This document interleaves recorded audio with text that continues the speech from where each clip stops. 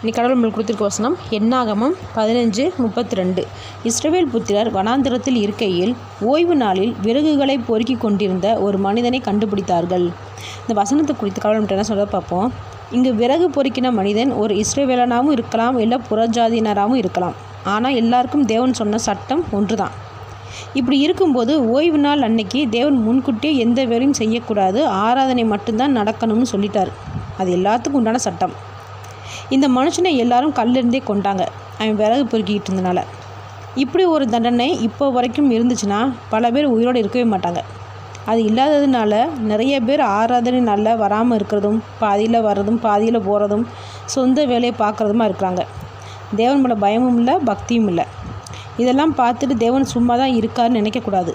அவங்கவுங்க செய்த செயலுக்கு தேவன் பதில் கொடுக்காமல் இருக்க மாட்டார்ன்றதை ஞாபகம் வச்சு தேவனுடைய ஆராதனை நாளில் தேவனை விடாமல் ஆராதித்து தேவனுடைய கோபத்துக்கு ஆளாகாமல் இருப்போம். ஆமேன்.